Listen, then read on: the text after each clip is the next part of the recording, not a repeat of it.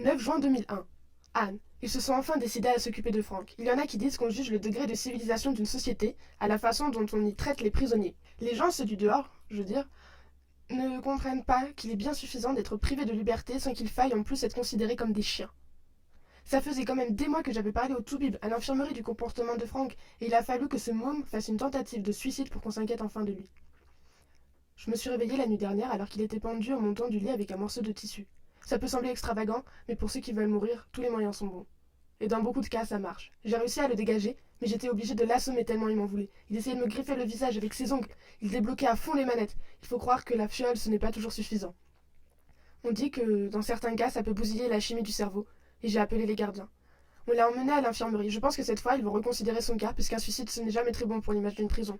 Me voilà seule en cellule. Et c'est une sensation mélangée, parce que si la présence permanente du gosse m'était pénible, ce n'est pas non plus facile d'être seule. À vous, Aurélien. 11 juin 2001. Anne. Je n'aurais pas eu à attendre longtemps, on m'a collé un nouveau compagnon. Il crève de peur, il en est d'autant plus agressif. Un des trucs à comprendre très vite dans des lieux comme celui-ci, c'est qu'il ne faut pas offrir d'entrée un visage amène et faire des rondes jambes sous peine d'avoir rapidement des ennuis. Il ne faut pas avoir l'air trop gentil, mais il ne faut pas non plus agir comme le fait cet abruti qui joue les terreurs et se hérisse comme un chat en colère dès qu'on le regarde. Il y en a que ça énerve vite. Ici, en fait, on perd toute spontanéité. Il faut calculer, avoir des yeux dans le dos, être prêt à tout le temps. Pour être tranquille d'emblée, il y a certaines possibilités. Avoir une carrure énorme, ça aide. Ce n'est pas toujours suffisant. Vous savez qu'il y a des armes qui circulent, et puis ce n'est pas forcé du tout qu'on vous attaque de face, et un coup de lame dans le dos, vous avez beau être un mastard, vous le prenez. Se donner des allures de psychopathe incontrôlable, ça peut fonctionner aussi. Mais il y en a un paquet qui deviennent barges à force de faire semblant. Être un caïd avec sa cour de larbin, et un casier épais comme la nuère de Bombay, c'est encore la meilleure protection, mais rien n'est sûr en prison. Vous prenez une masse de types violents, souvent des rangiers ou panettes, des junkies sevrés de dope, des désespérés, des brutes débiles, de pervers, de truands professionnels, vous y ajoutez une pincée de notaires qui ont tué leurs femmes, un soupçon de médecins véreux et quelques innocents, vous entassez tout ça derrière les barreaux, dans une promiscuité permanente, et voilà. Le petit nouveau, il s'appelle Henri. Avant même qu'il soit dans ma cellule, j'ai appris, on peut parfois être vite renseigné ici, qu'il a été chopé pour conduite en état d'ivresse et a blessé un gendarme en lui roulant dessus dans une tentative de fuite. Il est plombier ou électricien, un machin dans ce genre. À l'heure où je vous parle, il est en train de se ronger les ongles. Mais si je le fixe, disons 10 secondes, il va reprendre son cirque de dur à cuire. On dirait Gabin dans un de ces vieux films, vous voyez. Il doit avoir entre 45 et 50 ans avec un gros bide et le nez rond. Dans 2 jours, quand il verra que je lui fous la paix, vous verrez. Il me montrera les photos de sa femme et de ses gosses. Je ne suis pas méprisant. Anne, ne croyez pas ça. Mais ça fait 13 ans que je suis là et il aurait fallu que je sois un pur taré pour ne pas y avoir appris un peu. La prison, c'est une épreuve, une vraie merde. Un des pires trucs qui puisse vous arriver si vous avez pris une longue peine. Et une épreuve, c'est encore une des meilleures façons de juger le caractère d'un homme. On ne relève pas son vrai visage quand tout va bien autour de nous, quand on rigole au soleil, les orteils en éventail, quand on est entouré, aimé. C'est dans une situation horrible, dans un accident ou, encore mieux, face à une souffrance de longue durée, qu'on montre qui l'on est, à soi-même et aux autres. Je vais calmer ce type dans les jours qui viennent et essayer de lui expliquer comment cantiner, comment ne pas se faire péter la tête et voler ses affaires. Enfin, toutes les règles officielles et officieuses qui régissent notre paradis. Ne pas offenser les gardiens, ne pas déranger les détenus, un vrai boulot en plein temps, hein. De ma part, ce n'est pas uniquement de la philanthropie, vous savez. C'est que j'ai envie d'avoir la paix. Vous m'en manquez, Anne. Vivement le vin. À vous, Aurélien. 17 juin 2001. Anne. Au secours, le plombier parle sans s'arrêter. Une véritable diarrhée verbale. La gastro-entérite de la tchatch. Je pourrais déjà écrire sa biographie en 12 volumes. Il en est à me raconter les aventures fiscales de sa fille qui tient une bijouterie à Poitiers. Vous m'en direz tant. Et les scandaleuses infidélités conjugales de sa bru qui travaille dans l'élevage de poulets. Qu'est-ce qu'on rigole. Il y a quelques mois, je l'aurais envoyé au pelote. Mais depuis que vous êtes là, je suis un vrai agneau. Je le laisse se tarir. À vous, Aurélien. 20 juin 2001. Anne. Comme ça vous fait sourire quand je vous dis que vous ressemblez à mon grand-père. C'est qu'à force de vous écrire, j'ai l'impression que je vous ai dit tout ça en face alors qu'il n'en est rien. Et quand j'ai ajouté qu'il était barbu, là vous avez éclaté de rire. Ça m'a touché au ventre comme une lame. Votre rire net, c'est une des choses qui me manque le plus à propos des femmes, le rire. Je pense que je ne suis pas le seul. Un rire féminin, ça rend les hommes tout bêtes et super glorieux. En même temps, quand c'est nous qui le provoquons. C'est déjà une petite possession, vous voyez. Je vous ai déjà parlé de Camus. Lui, il raconte bien ce genre de truc, mieux que je ne le pourrais. Évidemment. Vous me manquez. Je sais que vous venez de partir, mais d'une certaine façon, vous me manquiez déjà. Même quand vous étiez en face de moi, rien qu'à cause de la perspective de votre départ. À vous, Aurélien. 24 juin 2001. Anne. C'était à prévoir. Ce con de Gabin s'est fait allumer. Il est allé demander une clope à l'un des gamins de groupe de dealers. Je crois qu'il a été encouragé parce que ce sont des mômes. Ils ont tous à peine dépassé 20 ans. Il y en a dans le tas qui sont si maigrichons qu'on leur en donnerait 15. Claire, ils l'ont envoyé et au lieu de laisser tomber, ce baltingue les a insultés. Ils l'ont frappé à 8 ou 10, ça a pris quoi 5 secondes. Ils sont malingres, mais méchants. Quand je me suis approchée, ils l'ont laissé. Je n'avais rien à dire. Si ce débile n'était pas allé les provoquer, il ne serait rien passé. Il a le pif en morceaux et 2 doigts cassés. Il s'en sort plutôt bien. À vous, Aurélien. 30 juin 2001. Anne. Figurez-vous que Gabin a des projets de vengeance. J'avais déjà réussi à le dissuader de dénoncer les gosses, parce que là ce serait devenu vraiment malsain pour lui. Mais maintenant il parle de venger son honneur, ce pauvre gars. Son honneur. Il n'a pas le choix ici. On ne peut pas jouer les durs et puis changer d'avis. S'il veut se la donner, il faudra qu'il aille jusqu'au bout, et il n'est pas armé pour ça. Je me suis efforcée de lui faire comprendre qu'il n'est pas du côté des fauves, qu'il doit se contenter d'essayer, qu'on ne vienne pas l'emmerder, c'est bien suffisant. S'il ne comprend pas, eh bien, je ne lui servirai pas de garde du corps, je n'ai pas envie de me faire planter à cause de lui. Autant que je me sentais comme une responsabilité vis-à-vis de Franck, autant ce mec-là m'énerve. À vous, Aurélien. 5 juillet 2001. Anne, ça n'a pas été bien agréable d'apprendre la veille de votre visite que vous ne pouviez pas venir. Mais je le comprends très bien. J'espère que pour votre sœur, ce ne sera rien. Non, en fait, je suis furieux. Pas contre vous, juste furieux parce que j'avais besoin de vous voir. À vous, Aurélien. 9 juin 2001. Anne, une bonne nouvelle. J'ai appris qu'on allait garder Franck à l'hôpital. Il y aura plus de chances de passer ses années sans se faire agresser. Et même si je ne peux pas l'imaginer un jour dehors, même si je crois qu'il est condamné et que ce pauvre gars a commencé sa part d'enfer ici, sur la terre, au moins subira-t-il sans doute moins de violence que s'il était resté là après mon départ. En centrale, ça fonctionne comme avec ces requins qui se jettent sur le poisson et qui émet des signaux de détresse parce qu'il est malade ou blessé. Il se serait fait bouffer. Je suis très soulagée. Gabin, lui, semble avoir abandonné ses projets à la silicienne. Il peint des statuettes de plomb. Oui, les petits soldats napoléoniens, c'est sa passion. Il m'a encore gavé 2 heures durant en m'expliquant les uniformes. Il a commencé à mettre un bordel infâme dans la cellule en étalant son armée, ses pots d'émail, ses gobelets. J'aime autant vous dire que j'ai mis le holà. C'est déjà minuscule là-dedans. On se marche dessus, alors il aura son petit coin pour faire joujou et basta. Bon, ça aurait pu être pire, imaginez s'il aimait les trains électriques. Pas un cadeau ce type, mais pas méchant. À vous, Aurélien. 15 juillet 2001. Anne, aujourd'hui c'est l'anniversaire de ma mère. Je ne sais pas où elle est, dans le sud je crois. Il me paraît peu probable que je la revoie un jour.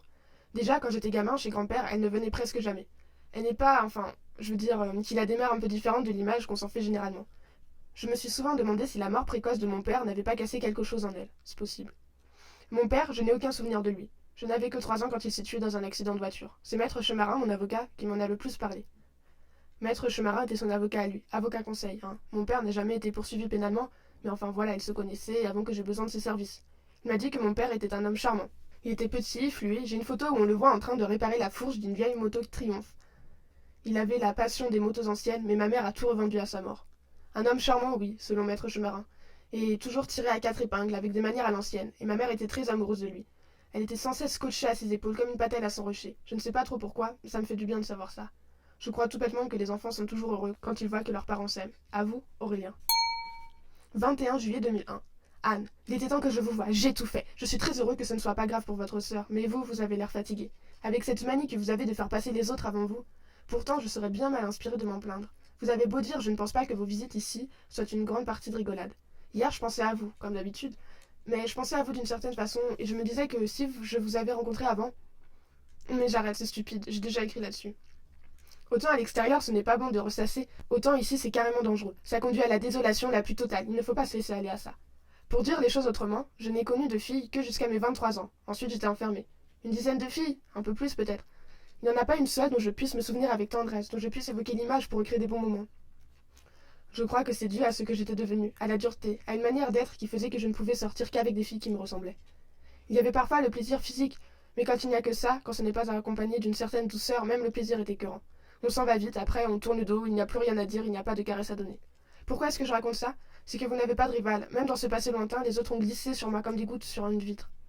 Vous êtes entrés à l'intérieur, vous vous ramifiez dans mon corps comme des racines dans la terre. Parfois j'ai l'impression que vous m'occupez tout entier. Si vous étiez arrivé ici il y a 10 ans, ça m'aurait rendu barge, j'en aurais bouffé les barreaux. Ou alors je vous aurais jeté. Ou plus sûrement encore, j'aurais refusé la moindre visite avant même de vous voir. J'aurais cru à de la pitié ou à une quelconque curiosité sordide. Mais maintenant, ce n'est pas pareil. Il fallait que je réfléchisse, que je fasse du chemin dans ma tête, que je pense et repense une fois de plus à ce que j'ai fait, à ce que j'attends de la vie pour pouvoir vous accueillir comme il faut. À vous, Aurélien. 1er août 2001. Ça sent la fureur, la rage, la violence, ça pue, Anne, comme la pire des charognes. Il fait trop chaud ici, ce n'est jamais bon ici. Un temps pareil, ça nous rend tous nerveux, tendus. On dort encore moins bien, les bastons se déclenchent pour n'importe quoi. Même plus besoin de prétexte, ça part comme ça. Bim, un coup de poing dans la gueule, un coup de coude. Même Gabin sent le truc, il faut avoir le nez, les oreilles, les yeux et tous les pores de la peau bouchés pour ne pas s'en rendre compte. Il m'a dit de lui apprendre des prises. Des prises? Il se croit sur un tatami. Il y a une période de ma vie où je me battais sans arrêt, à peu près tous les jours, et du sanglant. On pourrait croire que je m'étais habituée, mais non, jamais. À chaque fois, j'ai eu peur. La pétoche bien dégueulasse qui vous tord les boyaux. À chaque fois, j'ai ressenti ce mélange de haine, tout ce qu'on m'a fait qui remonte, le crapaud, vous savez, de haine et de trouille, et de rage démente.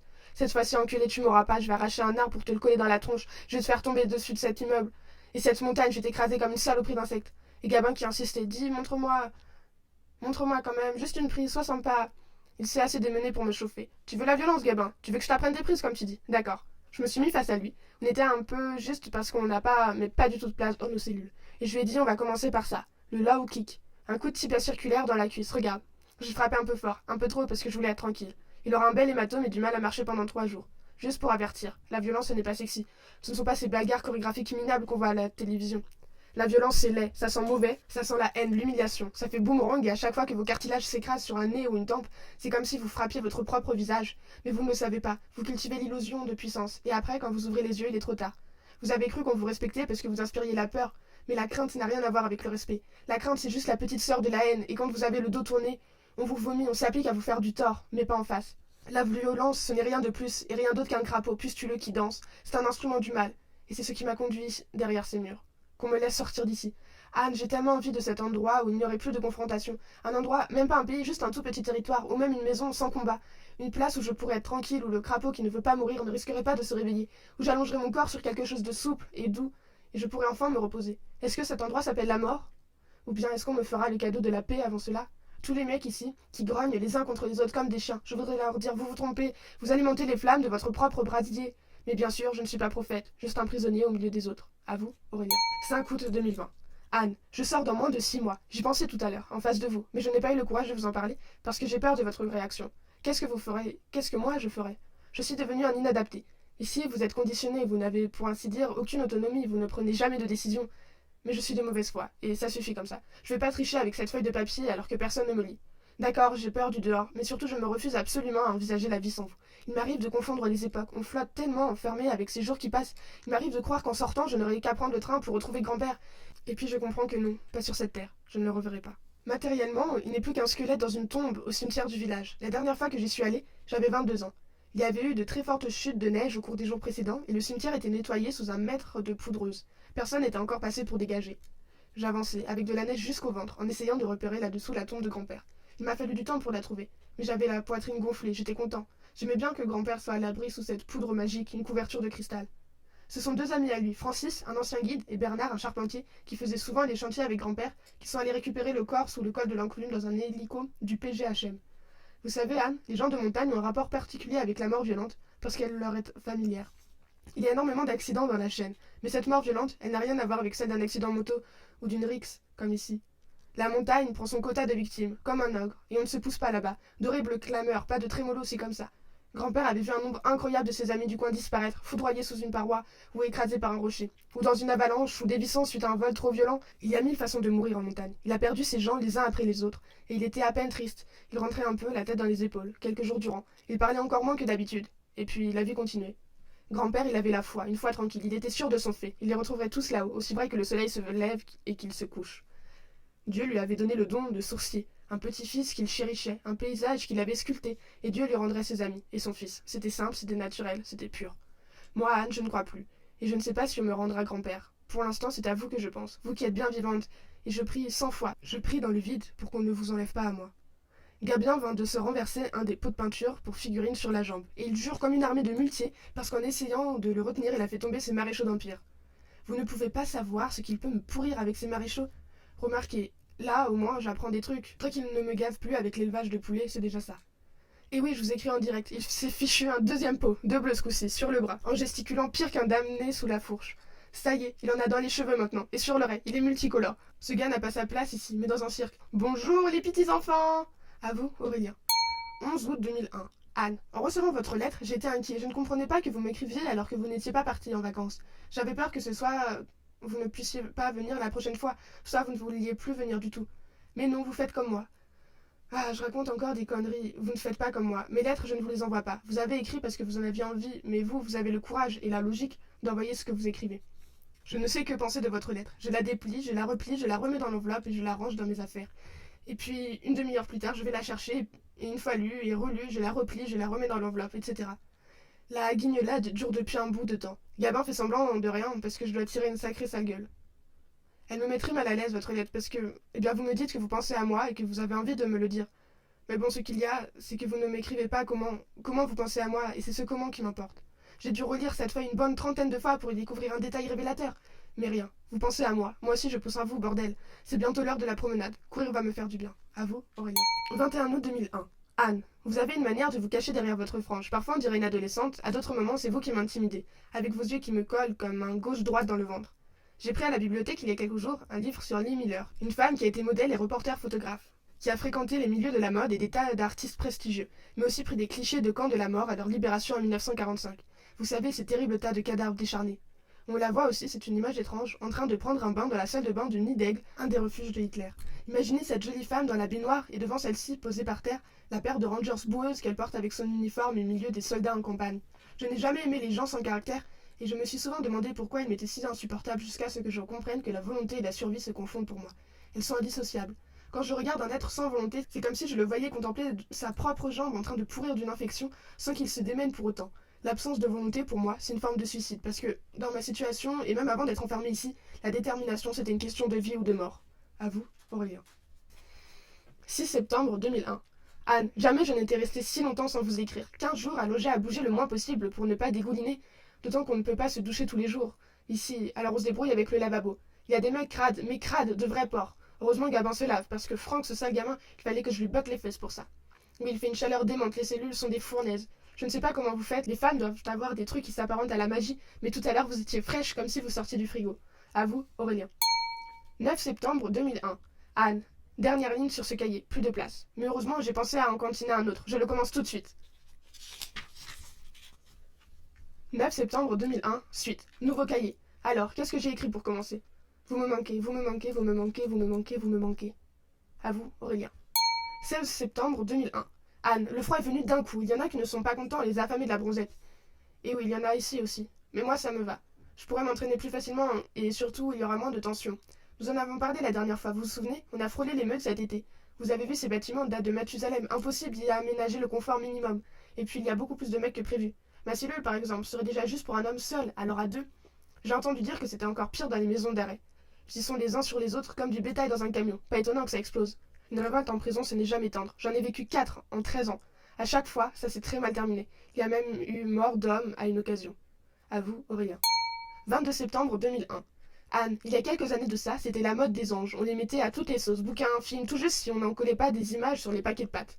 Oui, même moi, je sais ça. On a la télévision et les magazines ici. Je me suis demandé ce qui attirait tellement les gens dans l'idée de ces anges et je crois que c'est leur compassion. Les anges, ils nous aident à porter nos fardeaux. Ils chargent sur leurs ailes nos souffrances et nos peurs. Cette compassion si rare chez nous les humains, mais qui est chez eux infinie. Vous êtes mon ange. À vous, Aurélien. 30 septembre 2001. Ce sont les derniers mois les plus durs. Il y en a qui ne comprennent pas qu'on puisse s'évader en fin de peine alors qu'on a tiré des siècles qu'il ne reste plus rien à faire, mais ces gens ne savent rien de l'enfermement. Gabin m'a dit tout à l'heure qu'il allait accomplir ses 6 ans les doigts dans le nez. Je ne sais pas s'il est con ou bravache. Un peu des deux, je pense. Je n'ai rien répondu, mais ce que je vois, c'est qu'il n'est pas taillé pour sortir de là indemne. D'ailleurs, personne au monde ne sort de là sans séquelles. À vous, Aurélien. 2 octobre 2001. Anne, dans un livre de Steinbeck, je viens de trouver un personnage féminin qui vous ressemble. Ce n'est pas tout à fait vous, mais non, je me rends compte que je vous vois partout. Je sais, c'est ridicule. À vous, Aurélien. 8 octobre 2001. Anne, hier, quand vous êtes arrivée, j'étais doublement heureux parce que vous étiez là, bien entendu. Et puis j'ai enfin retrouvé mes capacités physiques d'avant le claquage. Je soulève autant qu'avant, je fais autant de pompes, c'est bien. Mais je ne vais pas écrire là-dessus, les filles se foutent de ça. D'ailleurs, je ne suis pas fou, je ne vous ai pas touché un mot à la visite. Ça m'a fait bizarre quand vous m'avez dit que vous vous étiez démené pour prendre une semaine de vacances, mais entre vos visites pour ne pas en faire sauter une. Le Bordelais, c'est moins classe que la Crète, vous avez joué petit brasque aussi. Enfin, pas de mec avec vous pour le voyage. Cette fois, ça, c'est une excellente nouvelle. Et puis, dans la maison de votre tante, je ne pense pas que vous avez trouvé une horde de playboys aux muscles souples et au sourire Colgate. C'est très déplaisant, et le mot est faible, d'imaginer les salopards les plus variés, petits, grands, chevelus rasés ou costards croisés, italiens, malins ou charmants ou charmeurs, d'imaginer la quantité impressionnante de ces fumiers qui vous voient passer dans la rue. Ou bien pire, viennent s'extasier à vos vernissages.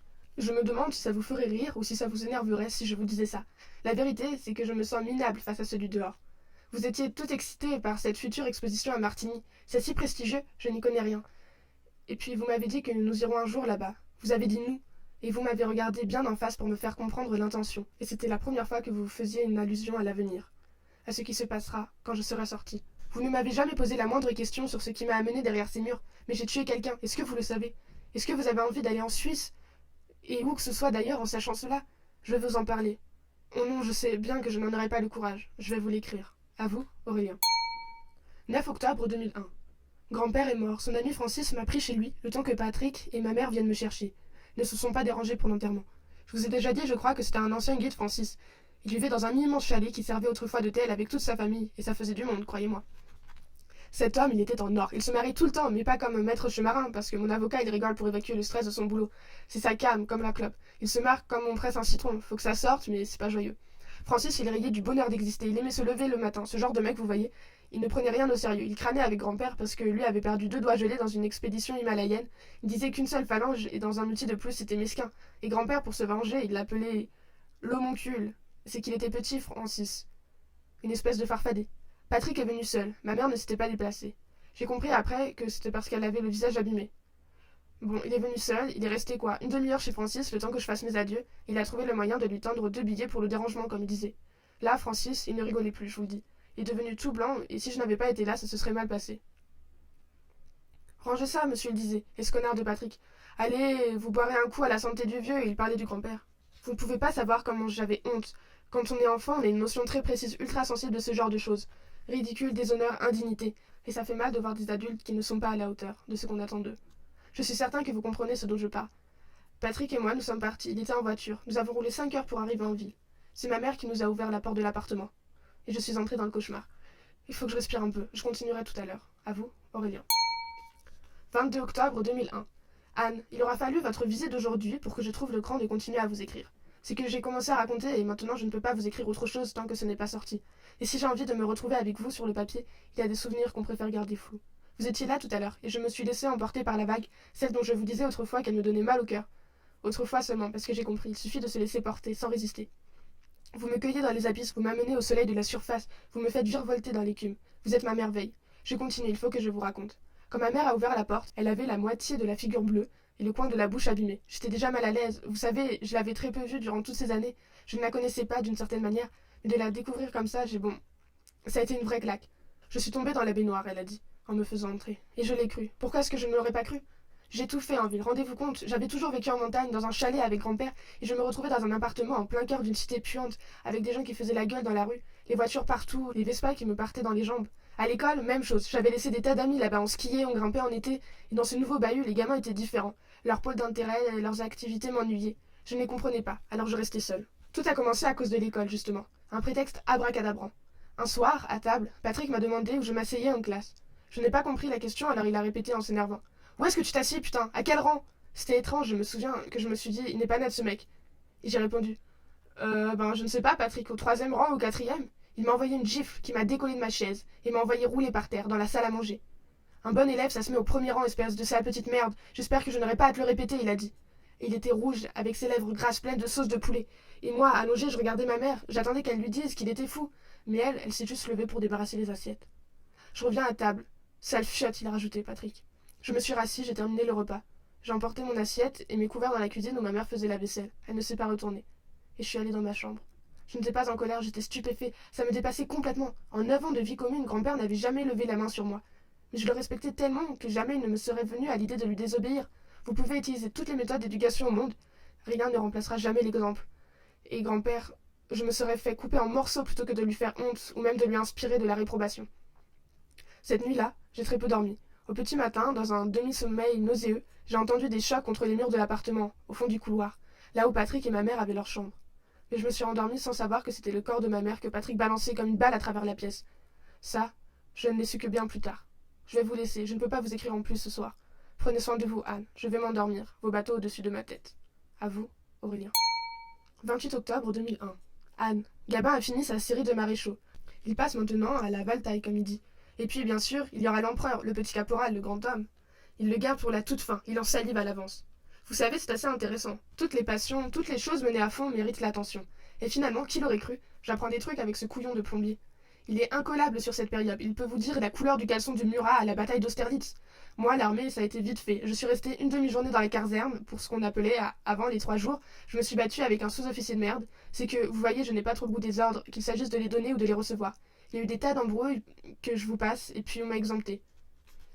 C'est bien que le service soit supprimé. On n'y apprenait qu'à mentir, à glander et à jouer le pitoyable petit jeu de la virilité en prenant une voix bien grave et en gueulant comme si c'était ça, avoir des couilles. Vous savez, Anne, le souvenir que je garde des années qui ont précédé mon enfermement, c'est que ces fameuses qualités viriles, le courage, la ténacité, l'endurance, eh bien je les ai plus souvent rencontrées chez les femmes que chez les hommes. Et dans la rue, vous ne pouvez pas tricher, vous ne pouvez pas faire semblant. À vous, Aurélien. 6 novembre 2001. Anne, je ne sais pas comment vous faites, si c'est conscient ou quoi, je n'ai aucune idée de la manière dont vous vous y prenez pour que je me sente si bien quand je vous vois, ou même quand je pense au moment où je vous verrai. Vous avez rougi, vous rougissez décidément facilement, quand je vous ai dit que vos yeux n'étaient pas maquillés, et c'était drôle de vous voir réagir au quart de tour, en disant presque agressif que vous n'aviez pas eu le temps. Me voilà gonflé à bloc, à nouveau, et je vais continuer mon histoire.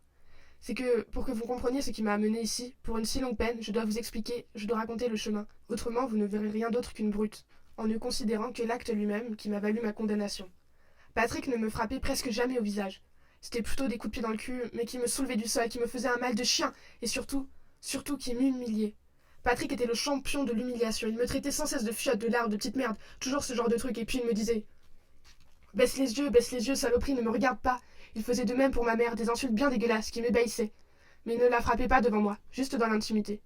Les repas du soir étaient des épreuves. Chaque fois qu'il élevait la voix, chaque fois qu'il avait un mouvement d'humeur, nous nous attendions à ce que Patrick balance un plat à travers la pièce, à ce qu'il se mette à distiller de la haine concentrée en nous bavant dessus une horreur quelconque. Je ne mangeais presque plus, je retenais ma respiration, je passais ces repas en apnée.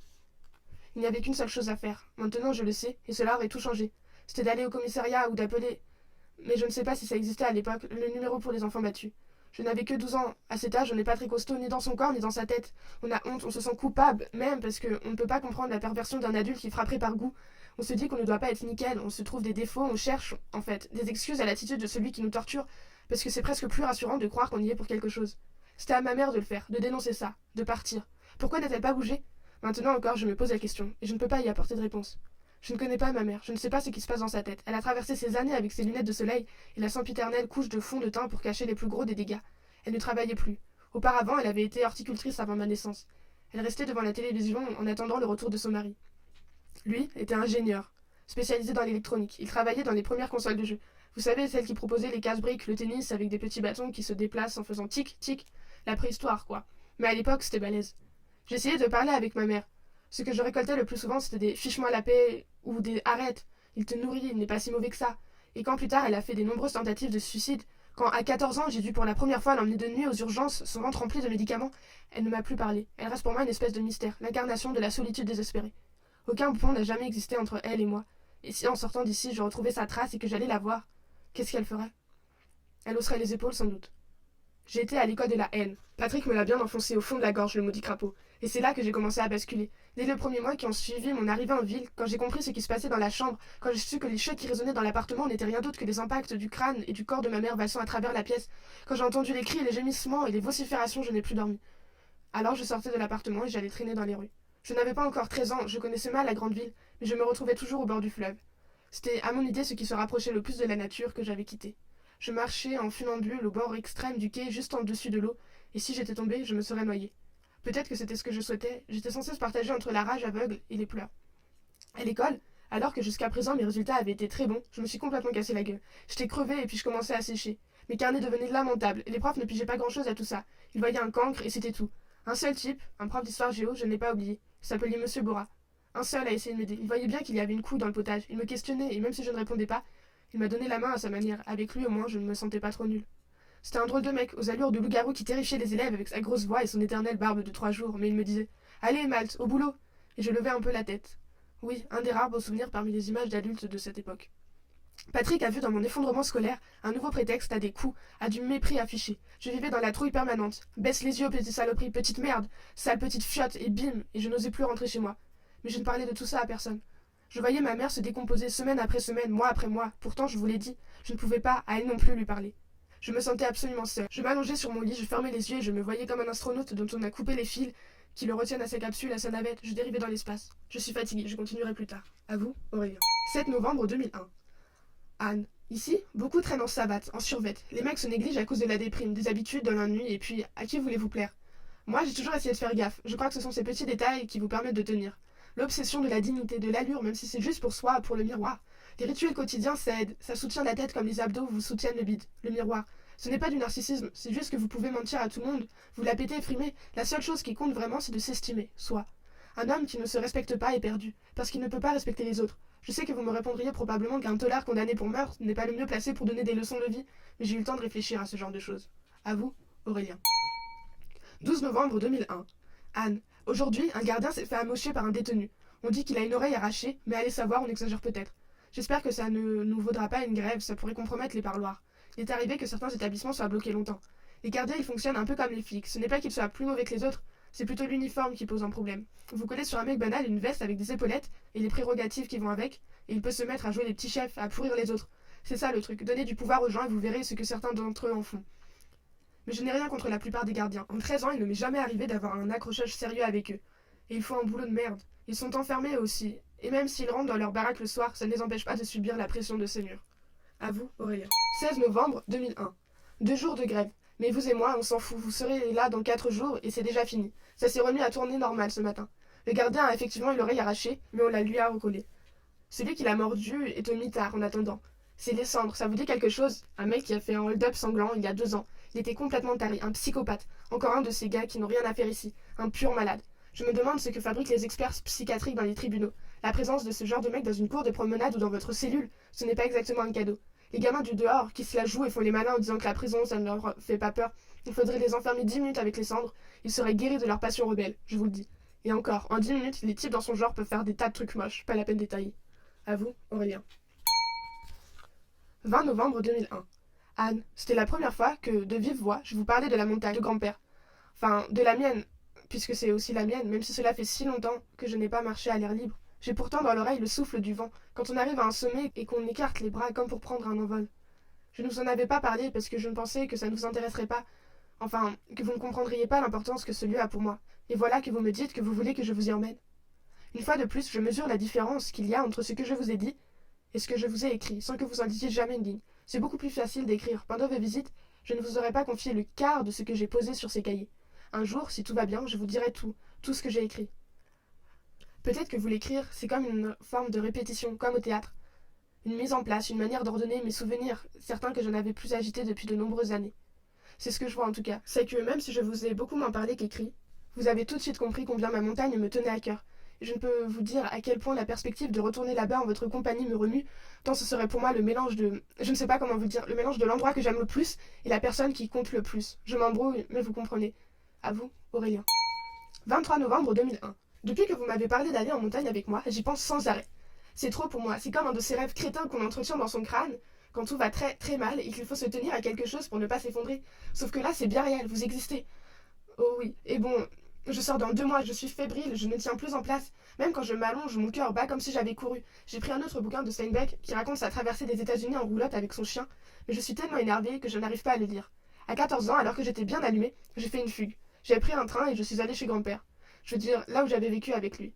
Mais je ne suis pas allée jusqu'au chalet parce qu'il avait été vendu et je ne voulais pas voir les nouveaux propriétaires. Je les aurais tués. Vous savez, j'étais vraiment enragée. Plus rien ni personne ne me contrôlait. Pas jusqu'au chalet donc, mais dans la forêt, juste en dessous. Une forêt que je connaissais par cœur. J'ai cherché l'arbre le plus haut, c'était un mélèze, immense, et je suis montée dedans. Jusqu'à ce que j'arrive au fait. J'étais très léger à l'époque. Autour de moi, j'avais la chaîne bien blanche, ça se passait en novembre, à peu près comme maintenant. Peut-être un peu plus tôt, et puis j'avais les arbres. Les feuillus étaient jaunes, les mélèzes orange vif, les épicéas variant du vert gris au presque noir. Je me balançais crispé sur l'extrémité fragile de l'arbre. Je ne sais pas combien de temps je suis restée là. J'avais l'impression qu'en y croyant à toute force, j'allais pouvoir me transformer en pierre, en feuille, en écureuil ou en insecte, en orvet, n'importe quoi pour ne pas retourner chez les hommes, et que j'allais trouver la paix. Ne plus être qu'une partie, un petit rouage au cœur de l'immensité de cette nature tranquille. J'ai dormi dans les bois 2 jours de suite. J'avais emporté de quoi manger et une couverture dans laquelle je m'enroulais sous un rocher ensailli. Le 3e jour, j'étais plutôt surpris quand les gendarmes m'ont chopé, dans une clairière, d'autant qu'on aurait dit qu'ils me cherchaient. Après, j'ai su qu'un gars du village, en bas de la côte, un épicier, m'avait vu à la sortie du train, seul, et que ça l'avait intrigué. Il en avait parlé et de fil en aiguille, voilà, j'étais serré. C'était assez dingue d'imaginer que si j'avais parlé aux gendarmes, si j'avais dit ce que ma mère et moi subissions depuis 2 ans, tout se serait arrêté. Les gosses de maintenant sont mieux informés si ce genre de truc leur arrive. Je suppose que certains d'entre eux, au moins, auront l'idée de parler, même si ce n'est pas facile d'affronter la honte de mettre au grand jour des affaires puantes. Je n'ai rien dit. On m'a ramené en ville et Patrick a soigné mon retour. Il en a aussi fait profiter ma mère. C'est à cette époque que j'ai perdu la foi. La nuit, debout dans le couloir, à quelques pas de la chambre où on torturait ma mère, je répétais la tête dans les mains en tournant sur moi-même comme un De Vrij. Mon Dieu, mon Dieu, mon Dieu, mon Dieu, mon Dieu, aidez-moi, mon Dieu, aidez-nous, et puis non, il ne nous a pas aidés. Et devant les traits décomposés de ma mère, devant l'impudence répugnante de mon beau-père qui, inlassable, expliquait qu'elle s'était cognée quand elle était tombée, devant le plaisir manifeste qu'il ressentait à faire régner la terreur et à nous humilier. Devant tout cela, ma foi s'est dissoute. Elle m'a filé entre les doigts comme de l'eau. Il n'est plus resté que la haine et la volonté obsessionnelle d'être fort, mentalement, physiquement. Depuis que je vous ai rencontré, il y a quelque chose qui grandit dans mon esprit, qui n'a plus beaucoup à voir avec la foi de mon grand-père, celle qui m'avait communiquée et que j'ai perdue, mais quelque chose qui est aussi beau, et peut-être plus simple. Je crois en ce que vous m'inspirez, je crois en ce qui chante en moi quand vous entrez dans le parloir. À vous, Aurélien. 30 novembre 2001. Anne, voilà maintenant qu'il se laisse pousser la moustache. Il n'aurait rien épargné pour me faire rigoler. Il, Gabin bien sûr, qui d'autre, m'explique que ça lui durcit le visage, que ça impressionne. Je lui réponds que je n'en doute pas et que le respect des autres augmentant à proportion de son système pileux, on se presternera à ses pieds quand sa moustache lui caressera les genoux. Il est vexé mais il tient bon. Vous me manquez. À vous, Aurélien. 2 décembre 2001. Anne, j'ai peur de sortir. Leur système de réinsertion devrait me permettre de travailler dans la fabrication de matériaux de construction. Je vous l'ai dit, et là, je pense que je serai suffisamment encadré pour ne pas avoir à réfléchir, et puis je ne resterai pas inactif, et enfin, je dois gagner de l'argent, parce que tout ce que j'avais de côté avant mon incarcération est passé dans le cantinage. Et pourtant, j'avais de quoi, mais je n'ai pas pu bosser derrière ces murs. Avec mon attitude des premières années, je n'ai pas été autorisé, et mon petit pécule a vite fondu. Certains produits, même d'hygiène élémentaire, sont très chers en prison. Je crois qu'on ne sait pas ça dehors, malgré tout. Ici aussi, il y a une grande inégalité financière. Les prisonniers sans thunes sont mal, très mal. Je me souviens de la honte que j'ai eue quand vous m'avez demandé si je n'avais pas besoin d'argent. Comme si vos visites n'étaient pas suffisantes. Le boulot, ça ne m'inquiète pas, j'ai besoin de rails, pour l'instant du moins. Mais à la liberté, à côté, tout cet espace, ça me fait froid. Et puis, vous avez beau dire, je suis malade de trouille à l'idée de vous perdre. Ce serait pire que de crever, pire que de rester ici toute ma vie. Je préférerais ça si je savais que vous viendriez me voir. En fait, je le pense vraiment. La liberté sans vous, je n'en veux pas. Ce serait encore une prison. À vous, Aurélien. 6 décembre 2001. Anne, je reviens de la course. On réfléchit bien quand on bouge, vous avez remarqué? Mieux que le cul posé sur une chaise. Je pensais à vous, je repensais à ce dont nous avons parlé hier. Le fait que votre enfance et votre vie jusqu'à maintenant ont été si tranquilles qu'au fond vous ne connaissez pas la violence. C'est une bénédiction. Je pense que vous vous en rendez compte. Je me suis très souvent demandé ce qu'aurait été ma vie sans la mort de grand-père. Mais je sais que c'est idiot. On ne peut pas jouer de la touche rewind dans l'existence. Quand vous êtes habité par la haine et la brutalité, vous émettez des signaux qui provoquent autour de vous la peur ou la rage, suivant les circonstances et la nature de ceux qui vous rencontrent. La première fois que j'ai compris ça, c'était quand j'attendais un copain devant une station de métro et un flic est venu me dire de dégager. J'ai répondu que je ne faisais rien de mal, que si je bougeais, mon copain me manquerait, et le flic m'a collé une baffe et il m'a obligé à vider mes poches. Il a tout balancé par terre après m'avoir fait appuyer bras écartés contre un mur. On nous regardait. J'ai surpris un mélange de réprobation à mon encontre et de peur dans le regard d'une vieille qui passait.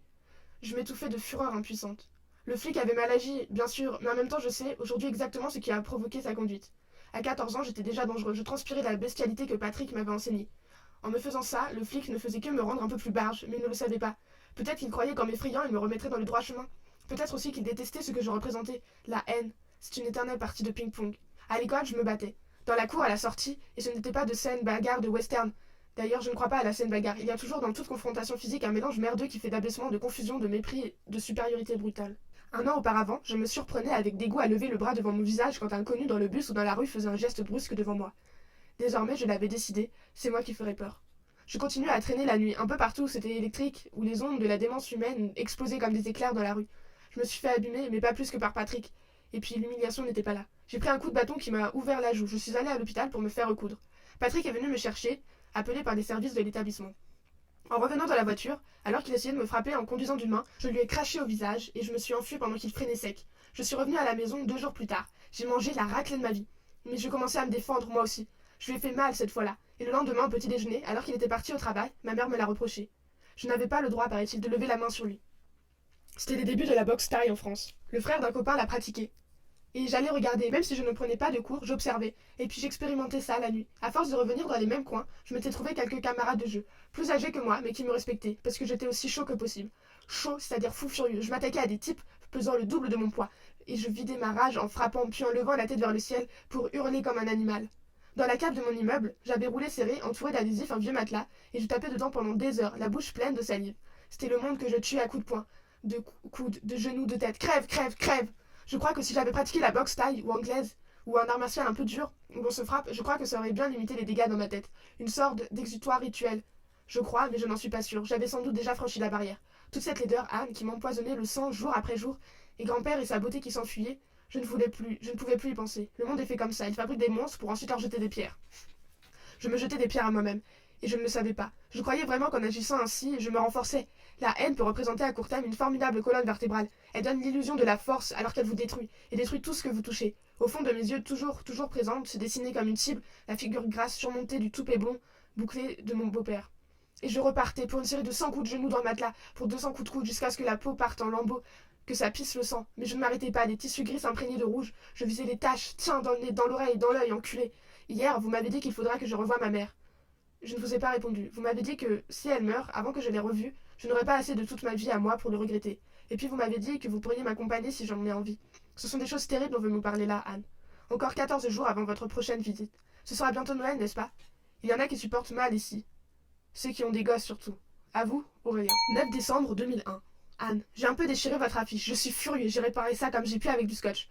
Gabin, ce taré de maniaque, dit que vous seriez sûrement doué pour peindre des figurines. Je lui ai répondu que ça ne vous intéressait pas, parce que vous êtes une grande fille et que les Legos les plus mobiles et les puzzles de Bambi, vous en avez fini. Il m'a engueulé, il paraît que je ne comprends rien. Il arrive qu'on rigole tous les deux. Gabin, il est juste un peu bizarre, mais qui ne l'est pas, ou ne le devient pas ici. Sa moustache est glorieuse. Elle a un petit côté gaulois. À vous, Aurélien. 10 décembre 2001. Anne, depuis bientôt 1 an que vous venez me voir, je me rends compte que nous n'avons toujours pas parlé de ce qui m'a valu ma peine, et que je ne vous l'ai pas encore écrit. Comme si, encore une fois, le simple fait de l'écrire, même si vous ne me lisez pas, devait vous faire fuir. Je vous suis très reconnaissant de ne pas m'avoir questionné. Quand les gens rencontrent un prisonnier, les premières choses dont ils se préoccupent d'ordinaire, c'est de savoir pourquoi on l'a enfermé. Mais je vous suis reconnaissant de tellement de choses que si je commençais à en dresser la liste, ça prendrait des allures d'encyclopédie en 12 volumes. À vous, Aurélien. 16 décembre 2001. Anne, depuis votre atelier, est-ce que vous voyez ce soleil magnifique? Qu'est-ce que vous êtes en train de peindre? Je voudrais me trouver là-bas avec vous, vous regardez travailler. À vous, Aurélien. 18 décembre 2001. Anne, dans 3 jours, vous êtes là. J'essaye d'imaginer comment vous serez habillée. Votre pantalon en lin kaki et ces 16 vestes irlandaises en coton écru, ou alors la robe grise qui vous donne cet air sérieux. Je souris tout seul, comme un abruti dans la cellule, parce que si on m'avait dit qu'un jour je m'intéresserais d'aussi près à une garde-robe féminine. Hier, j'ai rêvé de barres rocheuses que j'ai dû désescalader le jour de la mort du grand-père. Je me souviens maintenant que j'ai fait ce rêve très souvent, au cours des mois qui ont suivi l'accident. Je suis au milieu d'une dalle lisse, cramponnée à une faille minuscule, je n'ai plus de prise, ni au-dessus ni en dessous. Je suis là, comme un crucifié, et j'attends. Le cerveau est un étrange instrument. Pourquoi est-ce que j'ai rêvé de ça à nouveau? Je crois que j'ai compris. Parce que le jour de ma sortie approche et que je me sens dans ma tête à peu près dans le même état que sur ces maudits rochers. À vous, Aurélien. 21 décembre 2001. Anne, vous venez à peine de partir et vous me manquez déjà tellement. Vous avez à nouveau parlé de ce que nous ferons quand je serai sortie. Dans un mois seulement. Je ferai les 4 fers, je voudrais ralentir les secondes comme si je n'avais pas eu assez de temps pour me préparer au monde. Mais du temps, je n'en aurai jamais suffisamment pour ça. C'est même l'inverse. Plus je reste ici, plus il sera dur de me confronter à ceux du dehors. Gabin, qui a un côté madré sous son apparence d'andouille, le sait bien, et il joue avec ça. Pas directement parce qu'il n'est pas fou, mais il fait des allusions à toute cette foule là dehors, ce genre de truc. Ce n'est pas le mauvais gars, c'est juste que lui, sa peine, il ne fait que la commencer. Il est jaloux, je peux le comprendre. En plus, il vous a vu, et ici, des visions pareilles, on peut dire que ça frappe les esprits. Il y a votre cadeau aussi, cette médaille que je n'ai pu m'empêcher de lui montrer parce que ça m'a été bien glorieux de ma part. Parce que vous savez, non, je ne vous en ai pas parlé, eh bien, sa femme ne lui rend plus visite, elle est partie vivre en Belgique. Et ces 3 gamins adultes, ils ne sont pas venus une seule fois, il n'y a que son frère qui débarque de temps en temps. Et encore pas souvent. Et c'est pour l'engueuler, lui faire la leçon. Il le traite par le mépris, Gabin en revient bousillé en cellule. Quand je vois ça, je me dis que ce n'est pas toujours un mal d'être fils unique. Vous savez, c'est dingue l'effet que la prison peut avoir sur certains couples, sur certaines familles. À peine on est enfermé que bim bam boum, tout le monde se défile. Non seulement que le mec se cogne au mur parce qu'au début, quand on n'est pas habitué, on croit qu'on va crever tout de suite d'angoisse, d'incompréhension. Non seulement le mec affronte cet univers si amical, mais en plus, il est seul, livré à lui-même. Vous me dites que votre médaille porte bonheur? Je vais en avoir besoin. Vous auriez dû m'en offrir 5 ou 6, une guirlande autour du cou, ça suffirait peut-être. Avec 1 ou 2 pattes de lapin, un fer à cheval, une poignée de trèfle à 4 feuilles pour faire le compte. Je ricane parce que je suis un pauvre con. Mais je vous garantis que je ne vais pas la perdre, votre médaille. À force de la frotter pour la faire briller, je vais l'user. Puisque vous êtes rentré chez vous, que vous n'êtes plus là en face de moi, eh bien pour l'instant, et pour moi seul, vous vous trouvez tout entière dans ce petit morceau de métal. Comme le génie dans la bouteille. Et le prochain de Noël, nous le passerons ensemble. Le réveillon, et puis le matin avec les cadeaux dans la grande ferme familiale, hein. C'est bien ce que vous m'avez dit. Je n'ai pas osé vous questionner. Mais est-ce que vous vous rendez compte avec votre famille? Parce que la perspective de rencontrer vos parents et vos frères et sœurs, même les petits, vos neveux et nièces, tout ça me flanque légèrement les jetons. À vous, Aurélien. 25 décembre 2001. Noël. Joyeux Noël, Anne. Hier soir, j'essayais de vous imaginer avec toute votre smala, mais je n'y suis arrivée qu'en partie. Je ne sais pas comment vous vous comportez en famille. Vous m'avez dit une fois y être beaucoup plus faux-folle qu'en face de moi. Alors bon, je vous évoque en train de faire la faux-folle, et c'est bien. Je garde des souvenirs effroyables des Noëls avec Patrick et ma mère. Pour tout dire, je n'ai pas eu de fête, de réveillon, de joie après la mort de grand-père. À partir de 12 ans, ça a été fini. Tant que j'étais chez Patrick, ces fêtes me terrifiaient parce qu'elles étaient l'occasion de nouvelles histoires et que l'alcool précipitait la venue des hurlements et des coups. Et puis après, quand j'ai vécu seule, eh bien, les fêtes, ça me semblait du temps perdu sur l'entraînement, sur les mille et une manières que j'avais trouvé de me durcir, de me rendre plus fort. Mon dernier Noël avant la prison, je l'ai passé à faire des cartons sur des bouteilles vides avec un fusil à pompe. À vous, Aurélien. 29 décembre 2001. Anne, cette nuit j'ai fait une expérience curieuse. À force de penser à vous, je me suis efforcée de vous représenter en 3 dimensions, de vous matérialiser le plus possible, comme si j'avais une statue devant moi et je tournais autour de vous en pensée, comme autour de la Vénus d'un musée. Mais vous étiez habillé. À vous, Aurélien. 1er janvier 2002. Anne, je ne vais pas vous faire le coup de la bonne année parce que ça m'énerve ces vœux débiles. Les vœux, je les forme pour vous tous les jours depuis que vous êtes venus ici, il y a un peu plus d'1 an. Celui que votre peinture explose, qu'on s'arrache vos toiles. Mais pas besoin de vœux, là, ça se fera. Celui que votre handicap, même si je le trouve si infime, ne vous occupe pas trop l'esprit. Celui que vous ayez un jour l'envie de m'en parler, celui que vous ayez confiance en moi. Ça, c'est plus un vœu pour moi-même, n'est-ce pas? Encore un suicide. Réussi celui-là, à l'étage. Le gars s'est ouvert les veines. C'était un très jeune, je ne le connaissais pas. On dit qu'il se faisait violer par les 2 autres mecs de sa cellule depuis des mois. On n'a jamais essayé de me faire ça, et c'est heureux. Malheur aux faibles. Je ne vous parlerai pas de ces horreurs à la visite, mais vous comprendriez bien la raison qui me pousse à continuer à m'entraîner comme un dément. À 16 ans, j'étais devenu assez dur et méchant pour m'opposer à Patrick. Et un jour qu'il s'essayait à une baigne de plus, je l'ai mis KO, d'un coup de genou dans le foie. Je me suis assis sur mon lit, et j'ai attendu. Je me disais que s'il serait en état, s'il revenait me frapper, je le tuerais. Ça peut vous paraître horrible, mais vous savez, Anne, dans des situations pareilles, et quand on n'est pas encore cuit, c'est-à-dire pas encore adulte, on ne raisonne pas normalement. Ma mère est entrée dans ma chambre, elle m'a supplié de partir, et suppliait encore, je lui disais « Non, maman, pas cette fois. Il entre dans cette pièce, je le tue. » J'avais même dévissé un barreau métallique de mon lit pour être sûr de ne pas louper mon coup, pour le descendre une bonne fois. Mais ma mère me suppliait toujours, et j'en avais mal au cœur. Et j'ai dit « D'accord, mais tu viens avec moi. » Et elle m'a répondu « Je ne peux plus. » Et je savais qu'elle avait raison. C'était une chose effroyable à dire. C'était le plus difficile à comprendre dans ce genre de situation. Mais elle avait besoin de Patrick. Parce qu'elle était allée si loin dans la soumission et l'abandon d'elle-même. Mais en fait, Anne, je ne sais pas. Je ne sais toujours pas ce qu'il aurait fallu que je fasse. L'emmener avec moi, c'était impossible. Je savais qu'elle serait revenue vers son bourreau parce qu'il n'y avait pas d'autre vie pour elle. Dans sa tête, en tout cas. Si, en fait. Je vous l'ai déjà écrit. J'aurais dû aller chez les flics ou prévenir un organisme pour les femmes battues. Mais ce n'était pas clair dans mon crâne. J'avais l'esprit dérangé. Et puis ma mère m'avait démontré si peu d'affection, si peu de douceur que peut-être ça a joué un rôle dans cette façon que j'ai eue de l'abandonner. Parce que c'est ce que j'ai fait en définitive. Je suis partie. Et après, c'est très compliqué parce que j'étais chez des parents éloignés qui m'ont balancé tout de suite parce que je me conduisais comme un barbare. Et puis on m'a mis dans des foyers dont j'ai été jetée aussi. Et enfin dans d'autres foyers jusqu'à ce que je commence à gagner ma vie et qu'adulte je trouve un studio. Je vous passe les embrouilles administratives de ces années-là, les tests psychologiques qu'on s'efforçait de me faire passer et que je rejetais en grognant, l'hébétude de ces couloirs gris où j'attendais des heures qu'on me désigne, l'endroit où l'on me ferait vivre et tous ces gamins comme moi qui patientaient avec des gueules qui faisaient peur. Pas peur parce que violente. Je n'avais pas peur de ça, bien au contraire. Peur parce que j'étais désertée par la vie. À 13 ans, à 12 ans, à 16 ans, à 10 ans, les petits morts vivants hors du monde déjà, seuls dans leur tête. Où est-ce qu'ils sont tous maintenant? On n'a pas idée de ce qui se passe là, juste à côté des gens normaux, de leur vie normale. Il y a des lieux, des situations, des têtes de gosses, on se croirait au 19e siècle. Pendant 6 ans, je n'ai vu ni Patrick, ni ma mère.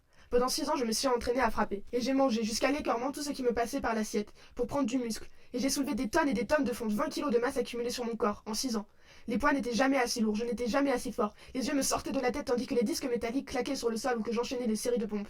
J'ai fait tout un tas de petits boulots bien merdiques, évidemment.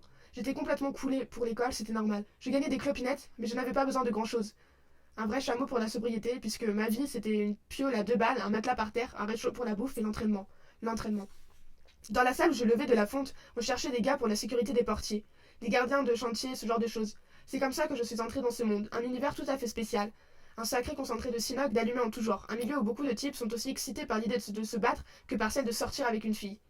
Ils ne sont pas tous comme ça, mais Anne, je vous le dis, il y a un paquet d'allumés du cigare là-dedans. Allez savoir pourquoi les plus fous sont devenus les maîtres chiens. J'ai travaillé à leur côté plusieurs années, et ils remportent haut la main la palme de la dinguerie.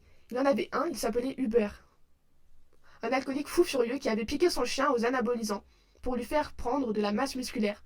Le clébard à Malinois était devenu énorme, une espèce de poney culturiste et carnivore. Hubert avait aussi piqué son chat pour voir, un tigre de 20 kilos difforme monstrueux ça avait donné. Je n'ose pas imaginer ce qui se serait passé s'il avait eu un poisson rouge ou un hamster. Hubert lâchait son malinois sur tout ce qui bougeait, jusqu'à ce que, bien sûr, un pauvre gars qui travaillait à l'entretien la nuit, dans une des tentes du salon des outils ménagers de la porte de Versailles, se soit fait bouffer par le monstre, arraché un bras. Hubert a pris une peine avec sursis et une grosse amende, mais n'a pas fait 1 jour de prison. Peut-être qu'il est encore là, dehors, avec son cerveau malade, rongé par l'alcool et ses animaux de foire. C'est à la pleine lune surtout, aux premières heures du matin, que les démons se déchaînent dans la grande ville. Et quand on bosse là-dedans, on est au cœur de la chaudière. Je n'aimais pas mon métier, j'ai été mauvais car beaucoup trop nerveux. La moindre douleur physique, le moindre coup, même léger, infligé par un client récalcitrant à l'entrée d'une boîte, me rendait enragé. On m'a vite interdit les endroits sélects et je me suis retrouvée à faire les portes des nightclubs sordides et dangereux où l'on ne voulait pas de quelqu'un qui temporise mais qui fasse peur. Même quand nous n'étions pas au travail, nous parlions baston. On aurait dit qu'il n'y avait plus que ça, que le monde se résumait à une gigantesque confrontation, à un désordre haineux dont il fallait se sortir en distribuant des coups au hasard. Le seul prestige était celui de rester debout, peu importe à quel prix. Machin expliquait qu'il avait fait 3 KO dans la semaine avec son crochet de gauche. L'autre racontait qu'il avait cassé une jambe avec un low kick bien placé. Il y avait bien quelques mecs qui avaient l'air placides, mais en cherchant un peu, on leur trouvait un pet au casque.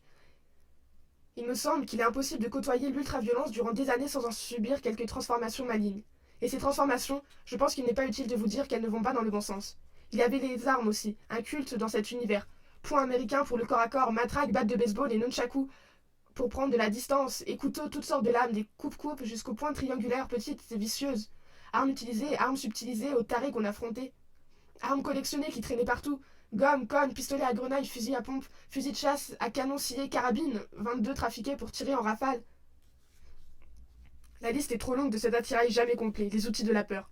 Un type avec lequel j'ai fait une porte pendant 3 jours portait sous son pantalon des protèges tibia de hockey sur lesquels il avait fixé au ruban adhésif 2 longues règles métalliques à section carrée.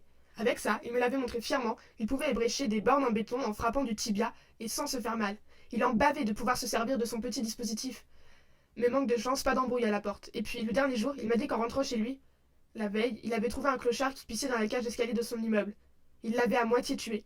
Un autre mec qui bossait avec nous, un bon petit père de famille avec sa bouille et sa voix lénifiante, a planté un type qui avait adressé la parole à sa femme dans la rue. Il l'a égorgé avec le couteau de chasse luxueux qu'on lui avait offert 2 heures plus tôt pour son anniversaire. Mort, yeux crevés, nuque brisée, sang, gars qui se chie ou se pisse dessus de peur ou de douleur sans arrêt, sans répit. Et l'un de nos collègues qui s'est fait allumer aux 12 de chasse par des mecs qui passaient en voiture. Ils étaient plus dire, ils ont tout vidé le magasin de leurs armes. Et le collègue, avec ses centaines de chevrotines dans le corps, qui n'avait plus forme humaine, une éponge sanglante. Et toutes ces familles ravagées, cette douleur, cette souffrance morale qui se répandait aux alentours en larges ondes concentriques, comme après qu'on a lancé un caillou dans l'eau, le prix du sang. Je rentrais chez moi, gorgée de haine, de tensions électriques vibrantes qui me faisaient sursauter sur mon matelas comme un poisson sur une berge. J'étais épuisée, mais je gardais les yeux écarquillés dans le noir, hallucinée, empoisonnée par le crapaud. J'aurais pu partir, retourner à la montagne, à la nature, à la paix, mais je n'y pensais même pas. Ce n'était plus mon univers, j'étais chassée du paradis. Grand-père n'était plus là pour m'ouvrir les bras. Et puis je ne sais pas pourquoi, 23 ans après des années de silence, j'ai décidé d'aller voir Patrick et ma mère. Je vous jure, Anne, que je n'avais aucune idée préconçue, aucun projet. Je me suis juste dit comme ça, va voir ce qui se passe là-bas. Un soir que je n'étais pas au boulot, j'ai acheté un bouquet pour ma mère, c'était des iris bleus. Et voilà, je me suis garée devant l'immeuble, je suis montée, j'ai sonné. Et ma mère a ouvert la porte. Elle avait le nez de travers, un gros hématome sur le front, ses yeux étaient flous. Je lui ai donné le bouquet et je suis allée dans le salon où Patrick était vautré devant la télé. Je lui ai dit de se lever, il m'a dit non, avec ses joues tremblotantes de graisse et son regard arrogant. Alors je lui ai donné un coup de pied en pleine tempe. Je lui ai sauté dessus, j'ai commencé à le frapper au visage, gauche, droite, gauche, droite, gauche, droite, jusqu'à ce que j'entende le hurlement de ma mère, et quand je me suis arrêtée, j'ai tout de suite vu qu'il était mort. Je suis allée téléphoner aux flics. Peut-être qu'on aurait pu qualifier ça en coups et blessures, ayant entraîné la mort sans intention de la donner, mais en fait c'est ma mère qui m'a enfoncé. Elle a dit que je voulais tuer Patrick, que j'étais venue pour ça. Et puis j'étais dans un tel état de rage que j'ai tout fait pour me pourrir un peu plus devant les flics, devant le juge, pendant mon temps de préventive, et puis après au procès, alors je suis tombée pour homicide volontaire. Je crois que je ne voulais pas le tuer, je voulais qu'il laisse ma mère tranquille. Pas que ça, bien sûr, je voulais aussi effacer les peurs abjectes qu'il avait provoquées en moi des années durant, mais à aucun moment ce soir-là, je ne me suis dit je vais le tuer. J'ai fait une très grave erreur parce que je pense que rien sur cette terre ne justifie de donner la mort, même au pire des bâtards. Il y avait 1000 autres façons d'en finir avec Patrick, et même si je considère que cet homme était une ordure, un de ces mecs mauvais dont on dirait qu'ils sont nés pour amocher la vie des autres, qu'est-ce que j'ai gagné à le tuer? Une mort sur la conscience, 14 ans de prison sans même savoir ce que ma mère est devenue. Et puis au procès, j'ai vu les parents de Patrick, que je n'avais jamais rencontrés, et je ne sais pas. Ils avaient l'air de braves gens, et ils étaient dans un tel état de chagrin complètement effondré. Ils ne m'en voulaient même pas, on aurait dit qu'ils pleuraient juste leur fils.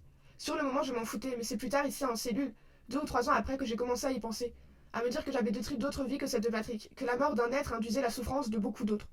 Je ne sais pas exactement au bout de combien de temps j'ai commencé à changer, et je ne sais pas à quoi c'est dû, parce que la prison n'est pas un endroit idéal pour philosopher. On n'y est pas tranquille, jamais, on y dort mal, on y prend des attitudes catastrophiques, on y pense de travers. Malgré ça, j'ai réfléchi, je me suis posé des questions sur le sens de l'existence, parce que je m'en voyais sombrer. Il y a 5 ou 6 ans, je ne sais plus, j'ai commencé à lire des bouquins à haute dose. Il y a eu ce moment où je vous l'ai écrit l'année dernière, je crois. Je suis tombée sur des images de Botticelli juste après que j'avais vu cette baston sanglante dans les douches. Et je sais, ça peut paraître con, Mais j'ai appris énormément avec ces artistes. Chacun d'entre nous a des peintures, des musiques, des livres pour l'aider à découvrir la beauté du monde. Même si on est enfermé derrière des barreaux, il faut chercher. Vous êtes arrivé enfin, et ça a confirmé que je ne me trompais pas, que j'avais raison de me mettre à penser de cette façon. À vous, Aurélien. 5 janvier 2002. Votre dernière visite tout à l'heure. J'ai beau savoir que vous viendrez me chercher le 19, ça m'a fait un coup. Quand vous m'avez dit ça, c'est ma dernière visite, Aurélien. Mon cœur a fait un bond avant que je comprenne. J'ai cru une seconde que vous me laissiez tomber. À vous, Aurélien. 9 janvier 2002. Anne, Gabin n'est pas bien, il est très inquiet à l'idée de mon remplaçant, et je peux comprendre ça. Savoir avec qui on va partager des mois ou des années durant un espace aussi réduit, ce n'est pas anodin. Les désagréments se déclinent à l'infini. Un mec sale qui empiantille la piole, un violent ou un dingue qui vous rend la vie impossible, qui vous empêche de dormir, un déprimé qui pleure sa race toute la journée, ça c'est pénible, parce que communicatif. Je pourrais vous en trouver 20 autres dans le genre. Je m'étais attachée à Gabin avec ses figurines et sa moustache, j'aurais voulu me montrer son empereur, fini avec sa veste verte et la main dans le gilet, et le chapeau cher à nos amis, les loufdingues, mais il dit qu'il ne le commence que dans 15 jours, son Napoléon. Il en aura pour une semaine de travail. Il m'a demandé de lui écrire. Ça, je le ferai, et je ne risque pas d'oublier. Il en a pour un bout de temps, 6 ans encore. Peut-être moins s'il ne déconne pas comme je l'ai fait. Mais ce n'est pas son genre. Des années, de toute façon, il ne dit plus qu'il fera sa peine en rigolant. Il a compris. Et depuis quelque temps même, son frère ne vient plus. Il est absolument seul. À vous, Aurélien. 11 janvier 2002.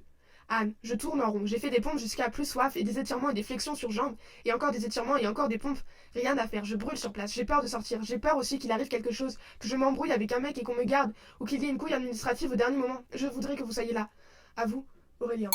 17 janvier 2002. Anne, je suis tellement nerveux que je n'arrive pas à vous écrire. Même si je n'ai envie que de ça.